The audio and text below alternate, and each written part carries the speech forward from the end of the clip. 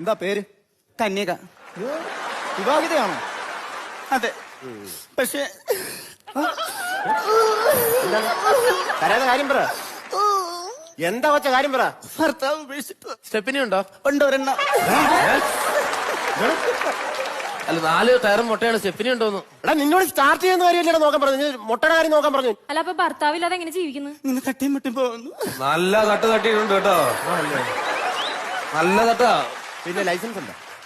അയ്യോ സാറേ, ലൈസൻസ് എടുത്തില്ല.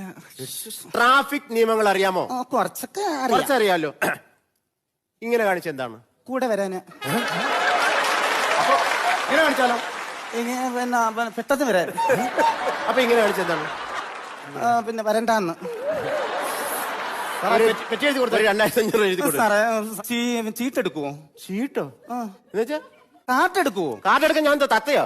അല്ലെങ്കിൽ വേണ്ട, ഈ സൂപ്പിക്കുന്ന മെഷീൻ ഉണ്ടോ? സുഖിപ്പിക്കുന്ന മെഷീനോ? സാറേ ഷോപ്പിംഗ് മെഷീൻ ആയിക്കോട്ടാ. ഷോപ്പിംഗ് മെഷീൻ അതൊന്നും ഇവിടെ ഇല്ല. പെറ്റി കൊണ്ട് അടച്ചിട്ട് കൊടുക്കും. സാറേ എങ്കിൽ അത് പറ്റിച്ചിരിക്കാ പോരെ സാറേ? പറ്റ ഇത് പലചരക്കടയല്ലേ? അല്ല സാറേ, ഞാൻ ഇനിയിപ്പോ വണ്ടി പിടിച്ചു കഴിഞ്ഞാൽ നാളെ ഇതുപോലെ വണ്ടിയും കൊണ്ട് വരും. അപ്പോഴും സാറ് പിടിക്കും. അപ്പൊ അതിനേക്കാളും നല്ലത് പിന്നെ കൊണ്ടൊന്ന് അടച്ചാ പോരെ പതുക്കെ. 2500 പേരും അഡ്രസ് കൊടുക്കും.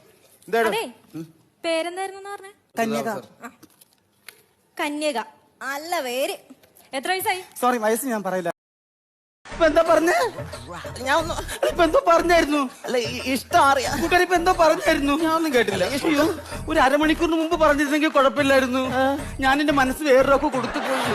എന്റെ കറുത്ത കാറിന് വേണ്ടി. നിന്നെ കുറ്റം പറഞ്ഞിട്ട് കാര്യമില്ലടാ അരിയ. കാരണം നിന്റെ പ്രായത്തിലെ എല്ലാ പയ്യന്മാർക്കും ഇങ്ങനെ തോന്നും കേട്ടാ. കാണാൻ കൊള്ളാവുന്ന ഇതുപോലത്തെ പെണ്ണുങ്ങളെ കാണുമ്പോ എല്ലാവർക്കും തോന്നുന്ന ഒരു സംഭവമാണ്. നീ തെറ്റിദ്ധരിക്കണ്ട, വിഷമിക്കണ്ട മോനെ. ഇനിയൊരു കാര്യം ചെയ്യാം. ഇനിയൊരു ജന്മമുണ്ടെങ്കിൽ നമുക്കാ കരയൂ തീരത്തു കാണാം.